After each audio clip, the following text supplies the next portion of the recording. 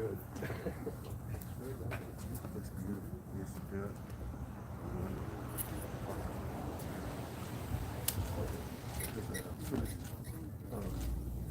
As soon as Michael reacts and Jennifer makes her statement, that's what she's going to be doing Q&A. I don't honestly know if we do a Q, but just in case, like so they can, so the question It can be. Yeah, it can be. I know. COVID is making it happen for sure.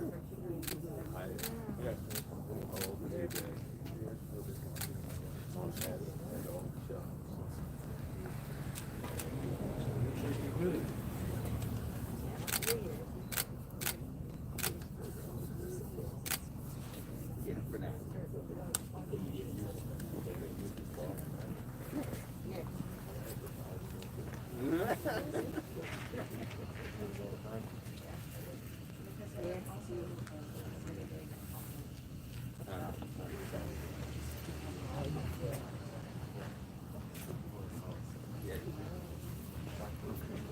So do you have the love dress? I hate somebody has to pose. So I can focus. Uh-oh, there you go. Never miss an opportunity. Do we just, do we need to hold any other mics or will they catch everything? Yeah, you should pass everything. Thank you. We gotta get that mic ready to stop.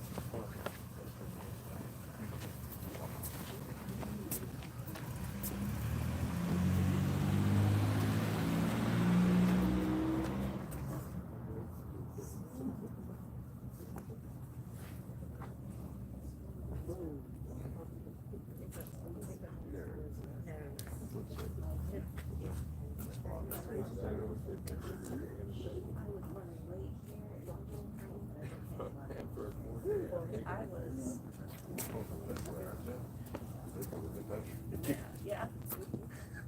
Fair enough, that's a good point, though. Hi, Jennifer. Hello. We are excited. We are excited. How are you? Hi. We're excited for Justin. Yes. In the car? How are you all? Awesome. All right. I wanted to. Yeah.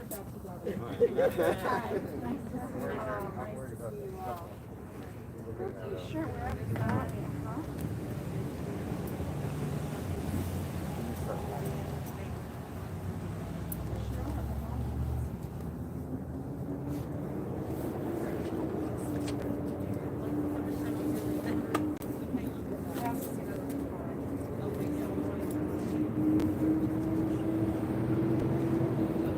Yeah, I think you should keep it low.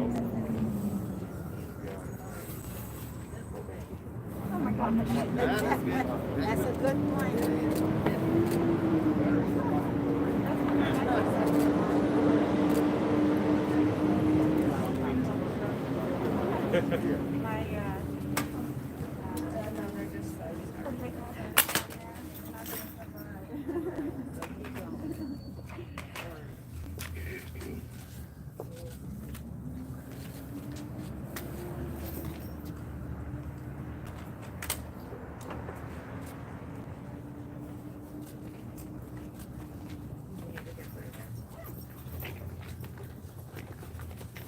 Thank you.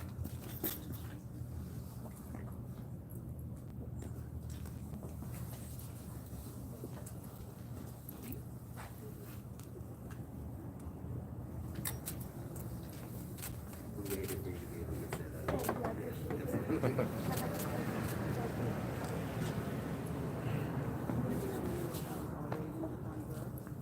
She has it there.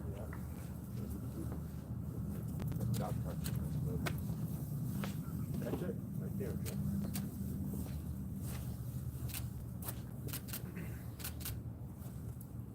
Good morning. My name is Nikki Montgomery, and I'm a representative for the family of David Ian Blue. Thank you to the media that's present here today for the press conference. We really appreciate you being here. I would like to acknowledge the family and friends that are present, some of who have traveled to be here in support of David Ian Blue from all over the U.S.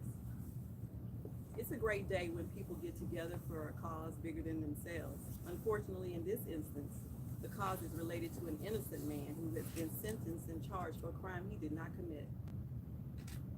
I would also like to take a time and send a personal thank you to the citizens of Marion and Heron.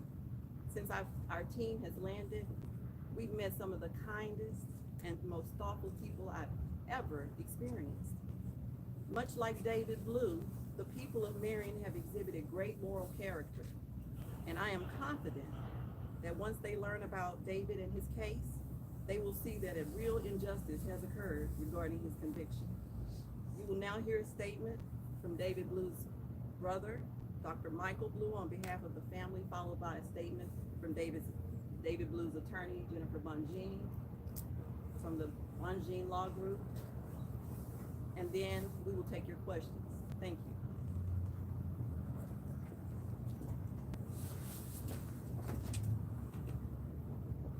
Morning, everybody. My name is Dr. Michael Blue, B-L-U-E, just like the color. I want to take the opportunity to thank everybody for being here and being present. I do have a statement that I want to read to you from the family before our eloquent and excellent attorney takes the center stage. So, our beloved family member, David Ian Blue, has been convicted of a crime that he did not commit. David was deprived of his presumption of innocence from the moment these false allegations were made. Today, in the United States of America, this should not be possible. How can a person be presumed guilty from the onset of a crime? There was direct and specific evidence of his innocence, and it was disregarded. At the same time, there was a lack of any physical evidence or DNA or independent verification of this alleged crime. The fact that David had no past criminal history was completely overlooked. David's been facing an unimaginable nightmare since being wrongfully convicted in September of 2021. Our family has been living alongside with him, just as many other families that have suffered the way their wrongly convicted loved ones.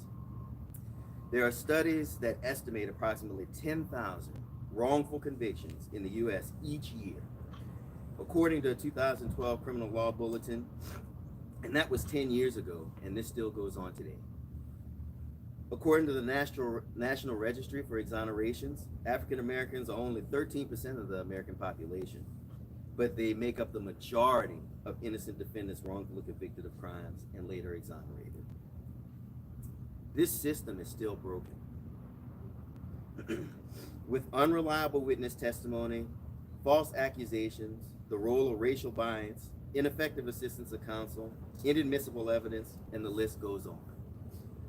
Even though the alleged victim conceded under oath that she could not recall the events that underlie the charges against David, and unrebutted expert witness testimony during the trial stated that the alleged victim was prone to confabulation and making false allegations, David was still wrongly convicted. Even though David's ex-wife was contradicted by a majority of the witnesses, including family and friends and colleagues who came out to speak at the sentencing hearing on David's behalf and in support of his innocence, he's still in jail. Even though David has dedicated his life to being a kind, caring, and giving person and has provided safe, nurturing, and stable home for his children, there was a miscarriage of justice here. Even though he spent 22 years as a nurse and nurse anesthetist who comes from a family 4 generations deep of healthcare professionals and is a respected community member, a wrongful conviction still occurred. Even though David has been recognized by his colleagues as an exemplary career for his professionalism, which is beyond reproach, David was taken away from his family, friends, and community. Currently, David's incarcerated in the Williamson County, Illinois. He's been completely deprived of his presumption of innocence, his civil rights, and his freedom. Every American should be concerned and outraged that an innocent person with absolutely no criminal history could be convicted and have their lives destroyed without a shred of evidence proving guilt beyond a reasonable doubt. If this can happen to David, it can happen to anybody. We have retained the Bonjean law firm and attorney Jennifer Bonjean to right this wrong. This firm is known for its success in post-convictions and wrongful conviction cases. That's why we're here at the courthouse for this hearing today. We stand in solidarity with David, who is innocent and should be free, and we will not stop until he is free. Yes. Amen. Amen. Amen. Thank you. Thank you.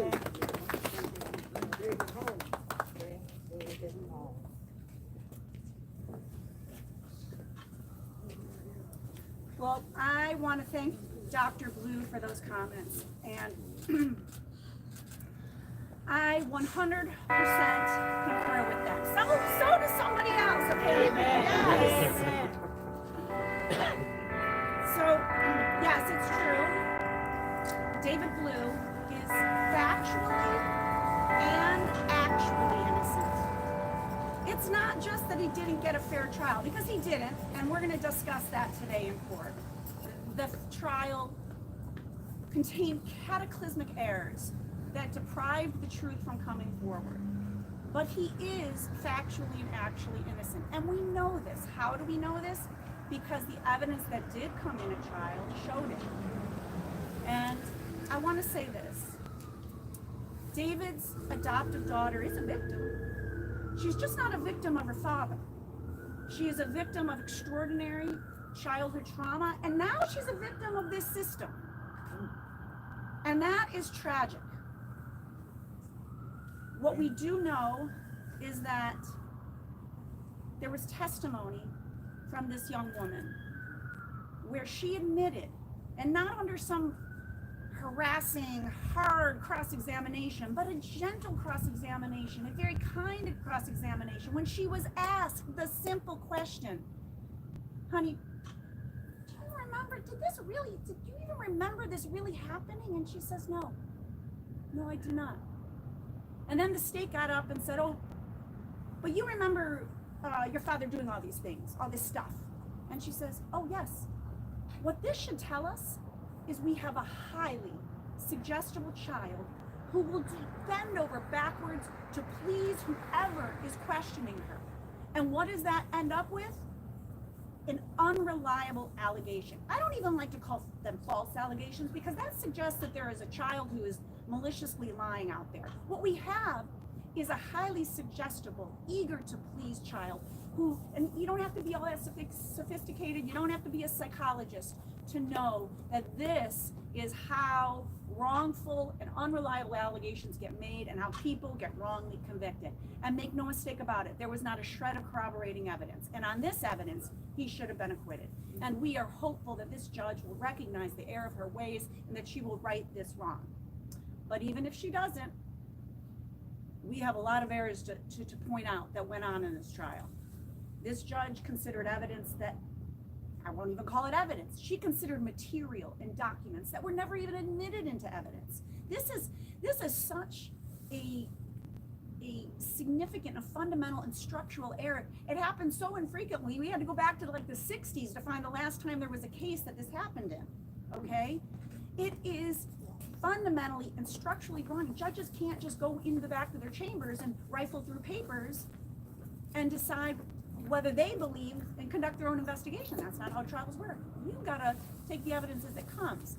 So that happened in this case, and that was a fundamental error that if she does not correct, I am confident the appellate court will correct. But sadly, while we wait out here for this injustice to be corrected, this miscarriage of justice to be corrected, David Blue waits inside. And we should never, I don't care who, I know these allegations, everyone's like, oh, these types of allegations, they just, they make us upset and uncomfortable. Well, you know what? I don't care what the allegations are. Nobody should be wrongfully convicted. Nobody. And it's in these types of cases that we have to stand up even harder and stronger and make sure that there are no miscarriages of justice. Because believe me, one thing is true. It can happen to David Blue. It can happen to any of us or our loved ones. So I don't know how it works in this courthouse. I'm eager and thankful to be here. I look forward. I've never been in the Williamson County Courthouse. I'm looking forward to litigating here. But I certainly would welcome anyone to come into court and actually hear the evidence. Because I think if anyone was here listening to the evidence, they would scratch their head and go, wait a second, how did he go to prison or jail? How did he get convicted? So with that, I would say, I don't know if anyone has questions for the family or myself, but we will certainly entertain them at this point. I guess for the family, what was it like trying to go through and get an attorney out of state and the process like that and things like that? I think initially we naively trusted the system. We knew that David was innocent. We hired a local attorney who was familiar with the local court, and we trusted that since he was innocent and since there was no actual evidence against him, that he would be exonerated. Once we saw that he was convicted in the case and the initial shock and stun wore off, we realized that we needed to bring in more resources. Someone who had experience in winning in these kinds of cases, not just nationally, but in the state of Illinois, which Jennifer Bonjean does have experience at winning at these types of cases. And realistically and honestly, she probably doesn't know this, but she was my A-team list of the person that I wanted the most of all the attorneys that we looked at, okay? And I was hoping that we would be able to get her involved to take the case. So once we spoke to the Bonjean Law Group and we saw that they were able and willing to take the case, it was like a blessing, you know? But that road of experience was pretty difficult, and having to talk to people and try and find people. And as you know, another thing that's unfair is it's very expensive. So our family is a group of educated professionals that were able to pull together to make this happen. But imagine how many other innocent people who don't have those resources, who can't afford to do that, have innocent loved ones rotting in prisons and jails because they can't afford to do what we did, you know. So it was definitely difficult and expensive, but when it comes to making sure that David, an innocent person, is exonerated, it was worth it. Absolutely. One other thing I want to clear up. Previously, the state's attorney gave a press conference and released information to the press that was false, okay? They stated that 8 witnesses testified against David Ian Blue at the trial. Well, that's a lie. 8 witnesses testified. 5 of them testified on David's behalf and in support of his innocence. That means the majority of the witnesses at trial testified for David. And they intentionally allowed that false presumption to be carried by the media. And you have to ask yourself why that was necessary. Any other questions? We'd be happy to entertain. I know you had mentioned that there had been you mentioned very vaguely that there had been documents that weren't brought into investigation, actually put in. Can you sort of talk a little bit more about that and what that was specifically that you're referring to? Yeah, so it's a good question, and I'm still trying to untangle it a little bit. So one of the judge's obligations is to make sure, and the attorneys, it's not just the judge's obligations, but it is an attorney's obligation to make sure that the record is clear, that we understand what evidence was used to convict somebody, what the judge relied on in doing so. And the reason we do that is not only so we have a clean and clear record for an appellate court to look at, but so that the public knows, because it's part of the fabric of our criminal justice system to say any one of us should be able to go to any courthouse in this country, and if we want to know what was the evidence against any person that had their freedom taken away, we know what that was. Well, when I read the record in this case, because I wasn't present for the trial, I noticed that there were exhibits that were admitted, of course, and I could make out, although it wasn't great, but I could make out what was admitted into evidence. But then when the judge came to giving her findings, she started referencing materials that were never admitted into evidence. And I was curious. I said, well, that's weird. What is she referencing? I didn't see this come into evidence. Typically what judges do is they enter impounding orders, which is we impound the evidence. We give it to the clerk's office. They put it as part of the file, the docket, the record, so that anybody can come pull it out and look at it. Well, there's been no impounding order as far as I've seen in this case. I did ask the state to provide it to me. I haven't seen it. I don't know if it's been entered since, but I have not seen the actual list of evidence that was considered. But I do know from looking at the findings that she relied on and referenced documents that were not admitted into evidence. At least the record does not reflect that. And that's a problem, because it is not just unfair, but it denies the defendant, in this case Mr. Blue, the opportunity to challenge that evidence. This is sort of the secret star chamber type of cases that we as United States democracy tried to get away from. We don't want stuff happening in secret. Bad things happen in secret. When the government's doing bad things in secret, that usually results in miscarriages of justice. So we need to, so today, and it was a long-winded answer, today I'm going to be raising that, and I fully expect that even if we don't prevail today, which I hope we will, but that the court is going to have to specifically identify, what did you actually rely on? When you said this, what were you referencing? So that is a big problem, and that is one that I hope to get to the bottom of today. Thank you, though, for the question. It's a good one. Any more questions? I guess one final question from me is, in the initial press release that you guys put out, you put that there was a procedural and something error in the Marion Police Department's investigation, as well as Illinois Department of Child Services, I believe, investigation. Can you talk a little bit about what you mean by that and what you feel they failed to do? Sure, yeah. So we are at this point going in there to argue these motions about the trial process. But what can't be lost is that before there was an indictment, before there was a trial process, there was an investigation. And it is our opinion that that investigation was flawed in many ways. It was very much a tunnel vision type of investigation, where instead of looking at the evidence, the detectives started with a conclusion, and it's called implicit bias, it's called tunnel vision. They worked towards proving that David Blue was guilty, rather than starting with, you know what, sometimes there are unreliable and false allegations. We have to leave that open as a possibility. Let's make sure that we explore that possibility as much as the possibility that he might be guilty. And that didn't happen. We see no evidence of that, that was a real consideration, that there was meaningful consideration given to the possibility that maybe this child, and I'm not, it's very hard when you're talking about a child, because all children are innocent in some way. But I can tell you, having done this work a long time, and I do wrongful conviction work in the state of Illinois, children, even teenage children, can be manipulated. They can be coerced, but the manipulation doesn't even have to be particularly strong for them to say things and repeat things back to adults, particularly a child with a traumatic background, that she believes is what they want to hear. And then all of a sudden that story becomes real. That's how memory works with children. It's how memory works with adults too, believe it or not. You say it enough times, well then you don't know what's the story and what actually happened, which is exactly what she said on the stand. So that's why we say the investigation was flawed.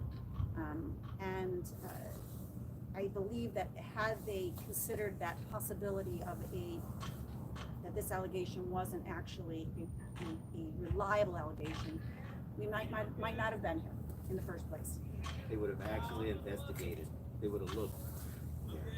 If they had kept that consideration open, they would have actually performed a real investigation. They would have talked to neighbors. They would have talked to people at the school. They would have talked to family members. They would have talked to people who knew them and saw them every day. They would have looked at devices, etc. They would have conducted a real investigation to determine whether or not this happened. And seasoned investigators that aren't blindsided the way that these guys were, that don't have the presumption of guilt from the beginning, that's what they do. They want to make sure they get the right person, and if they have the right person, they want to make sure that they're guilty, and they want to find the facts that help to support that. But in this investigation, the lack of intellectual and investigational curiosity is stunning. the shallowness and the lack of depth to the investigation, the things they weren't interested in knowing and looking at, is stunning. Any independent person who looks at this will be shocked to see what they didn't want to know, especially if you really think someone's guilty. It seemed like you'd want to get the facts to be able to prove that, not just take a statement and run with it, Yeah. which is what they did. They basically said, well, all we need is this statement, we're good, let's go. We can get a conviction with just a statement, that's all we need. They weren't interested in knowing the truth. That's true. Any more questions? Following today, regardless of what the hearing says, what are your next steps?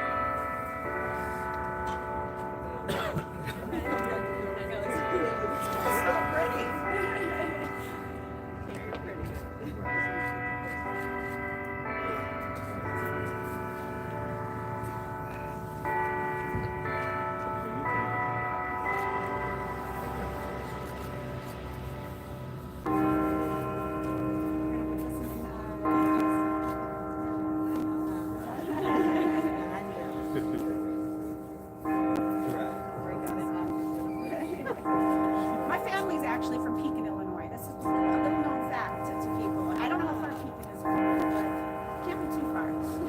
Could you repeat the question for us, just so we could, Sure, yeah. once the bell stops ringing? I think we're good now. Regardless of how today's hearing goes, what are your guys' next steps? Yeah, so today, the hearing could go in a number of ways. Obviously, we hope that the judge will reconsider her findings and acquit David. That was the right result then, it's the right result now. And I think that if she reflects and hears some argument, she might be persuaded to do that. If not, we have a motion to ask her to grant a new trial based on these errors that occurred during the trial.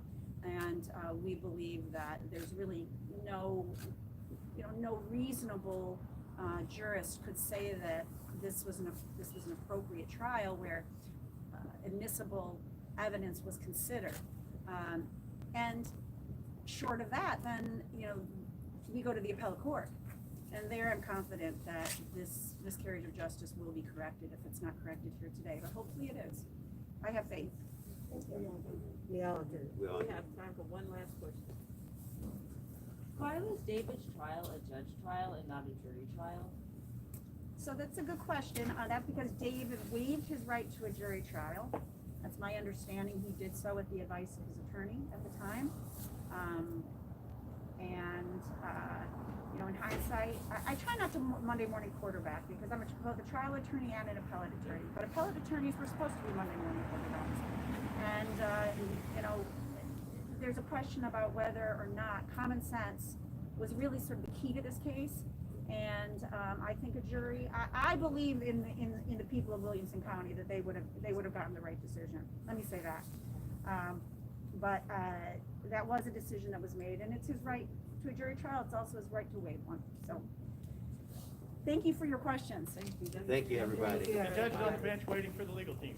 Great, thank you.